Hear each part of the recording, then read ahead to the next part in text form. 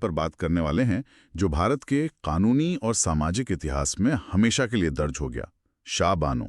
हाँ, ये एक ऐसा नाम है जिसे सुनते ही एक पूरी बहस छिड़ जाती है। बिल्कुल।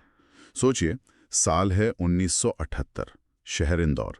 एक 62 साल की महिला, 5 बच्चों की माँ और 43 साल की शादी के बाद उन्हें तलाक दे दिया जाता है। और वो चुप नहीं बैठती। नहीं, हमारे पास जो स्रोत हैं वो इसी कहानी को परत दर परत खोलते हैं। कैसे एक अकेली महिला के गुजारे भत्ते की लड़ाई ने उसने पूरे देश में एक बहस छेड़ दी। और ये सिर्फ एक कानूनी केस नहीं था। बिल्कुल। ये एक कहानी है हिम्मत की, सामाजिक दबाव की और राजनीतिक दांवपेच की। तो आज हम यही समझने की कोशिश करेंगे कि कैसे एक मामूली सी अर्जी संविधान, पर्सनल लॉ और महिलाओं के हक पर एक राष्ट्रीय मुद्दा बन गई। बिल्कुल। हम देखेंगे कि कैसे अदालत के एक फैसले ने देश की सियासत में हलचल मचा दी थी। तो चलिए एकदम शुरू से शुरू करते हैं। 1978 में शाह बानो को उनके पति ने घर से निकाल दिया। उनके पति मोहम्मद अहमद खान, वो खुद इंदौर के एक जाने माने वकील थे। अच्छा, वो खुद वकील थे? हाँ, तो उन्होंने शाह बानो को घर से निकाल दिया। कुछ महीने तो मतलब गुजारे के लिए पैसे दिए, लेकिन फिर वो भी बंद कर दिए। और उस वक्त शाह बानो के पास आय का कोई और जरिया था नहीं? कोई जरिया नहीं था, कोई संपत्ति नहीं थी। तो उनके पास 2 ही रास्ते थे, या तो वो चुपचाप बैठ जाती या फिर अपने हक के लिए लड़ती। और उन्होंने लड़ने का फैसला किया। वो अदालत गईं। लेकिन उन्होंने किस कानून के तहत मदद मांगी? यही तो सबसे दिलचस्प बात है।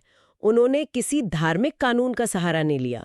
उन्होंने एक धर्मनिरपेक्ष कानून का दरवाजा खटखटाया। मतलब क्रिमिनल प्रोसीजर कोड यानी सीआरपीसी की धारा 125। अच्छा, सीआरपीसी की धारा 125। वो क्या कहती है? वो बहुत सीधी सी बात कहती है कि कोई भी व्यक्ति, चाहे उसका धर्म कोई भी हो, अगर वो अपनी पत्नी का भरण पोषण करने में सक्षम है पर करता नहीं, तो उसे मासिक भत्ता देना होगा। और इसमें तलाकशुदा पत्नी भी शामिल है? हाँ, तलाकशुदा पत्नी भी शामिल है।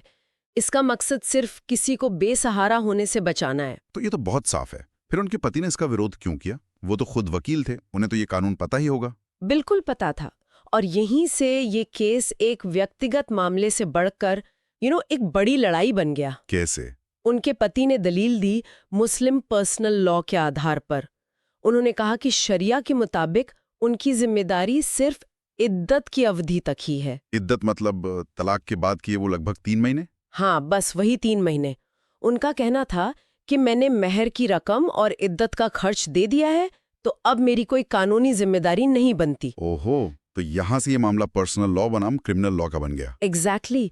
सवाल ये खड़ा हो गया कि क्या एक धर्मनिरपेक्ष कानून एक धार्मिक पर्सनल लॉ पर भारी पड़ सकता है? तो ये केस फिर निचली अदालतों से होता हुआ आगे बढ़ा होगा? हाँ, पहले तो स्थानीय अदालत ने सिर्फ 25 रुपए हर महीने का भत्ता तय किया। सिर्फ 25 रुपए? हाँ, फिर मामला मध्य प्रदेश हाईकोर्ट किया, जिसने रकम बढ़ाकर 179 रुपए 20 पैसे कर दी। लेकिन उनके पति ने इसे भी नहीं माना? नहीं माना, और वो केस को सुप्रीम कोर्ट ले गए। और फिर आया वो ऐतिहासिक दिन 23 अप्रैल 1985, जब चीफ जस्टिस वाई.वी. चंद्रचूड़ की बेंच ने फैसला सुनाया। हाँ, 5 जजों की बेंच थी वो, और सुप्रीम कोर्ट ने मोहम्मद अहमद खान की अपील को खारिज कर दिया। मतलब शाह बानो के हक में फैसला आया? बिल्कुल। और अदालत ने कुछ बहुत ही साफ और जरूरी बातें कही। पहली कि सीआरपीसी की धारा 125 वो भारत के हर नागरिक पर लागू होती है। धर्म की कोई बंदिश नहीं? कोई बंदिश नहीं। दूसरी बात उन्होंने कही कि इस कानून का मकसद किसी को भूखा और बेसहारा मरने से बचाना है। ये एक मानवीय मुद्दा है। सही। और तीसरी और सबसे दिलचस्प बात, अदालत ने कुरान का हवाला देकर कहा कि पवित्र किताब भी जरूरतमंदों की मदद का निर्देश देती है। तो एक तरह से पर्सनल लॉ और धारा 125 में कोई टकराव है ही नहीं। यानी अदालत ने तो एक बीच का रास्ता निकालने की कोशिश की। हाँ, लेकिन इसी फैसले में उन्होंने एक और बात कह दी जिसने बहुत बड़ा विवाद खड़ा कर दिया। वो क्या थी? उन्होंने अफसोस जताते हुए कहा कि संविधान का अनुच्छेद 44 जो समान नागरिक संहिता की बात करता है, यूनिफॉर्म सिविल कोड, हाँ, वो आज तक एक मृत अक्षर यानी डेड लेटर बना हुआ है। और इस जिक्र ने तो जैसे आग में घी का काम किया होगा। बिल्कुल। तो शाह बानो केस जीत गई। एक लंबी लड़ाई के बाद उन्हें इंसाफ मिला। लेकिन जैसा आपने कहा था, कहानी यहाँ खत्म नहीं हुई। नहीं, कहानी यहाँ खत्म नहीं हुई, बल्कि यहाँ से तो एक नया अध्याय शुरू हुआ। राजनीतिक अध्याय। हाँ, फैसले के बाद एक बहुत बड़ा राजनीतिक और सामाजिक तूफान खड़ा हो गया। कई कट्टरपंथी मुस्लिम संगठनों ने इसका जोरदार विरोध किया। किस आधार पर? उन्होंने कहा कि ये इस्लाम में अदालत की दखलंदाजी है। सड़कों पर प्रदर्शन हुए और सरकार पर भारी दबाव बनाया गया। उस वक्त राजीव गांधी की सरकार थी ना? हाँ, और वो सरकार इस दबाव में आ गई।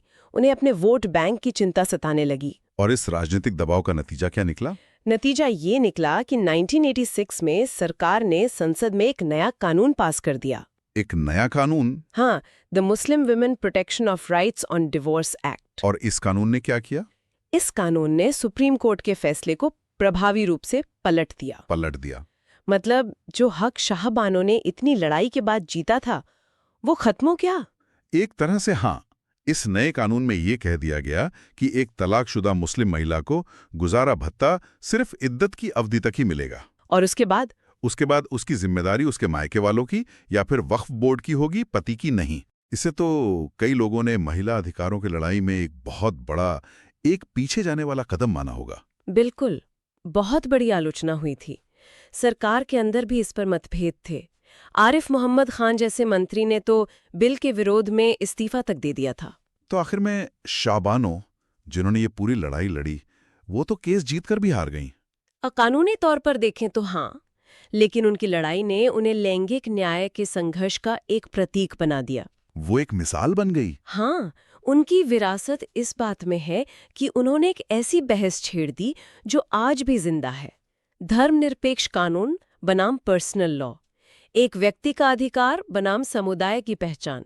और उनकी हिम्मत ने ये सवाल पूछा कि कानून किसके लिए है, धर्म के लिए या इंसान के लिए? सही। और शायद उनकी लड़ाई का सबसे बड़ा असर हमें दशकों बाद देखने को मिला। आप 3 तलाक वाले फैसले की बात कर रहे हैं? हाँ, 32 साल बाद 2017 में जब सुप्रीम कोर्ट ने 3 तलाक को असंवैधानिक घोषित कर दिया। बिल्कुल सही कहा। वो फैसला कहीं ना कहीं शाहबानों की उसी आवाज की गूंज थी जो 1978 में उठी थी। वो चुप नहीं रहीं, वो लड़ी। और उनकी लड़ाई ने आने वाली पीढ़ियों के लिए न्याय का रास्ता बनाया। उनकी कहानी ये साबित करती है कि एक आम इंसान भी इतिहास बदल सकता है।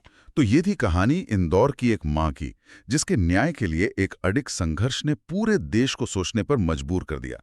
शाहबानो का नाम आज सिर्फ एक केस नहीं बल्कि एक युग का प्रतीक है। हाँ, और उनकी कहानी आज भी हमारे लिए एक बहुत जरूरी सवाल छोड़ जाती है। क्या? कि जब एक व्यक्ति के मौलिक अधिकारों और किसी समुदाय के धार्मिक कानूनों के बीच टकराव होता है, तो समाज और कानून को किसे प्राथमिकता देनी चाहिए? और इस संतुलन को बनाने की जिम्मेदारी आखिर है किसकी? अदालत की, संसद की या खुद उस समुदाय की? ये एक ऐसा सवाल है जिस पर सोचना बहुत जरूरी है।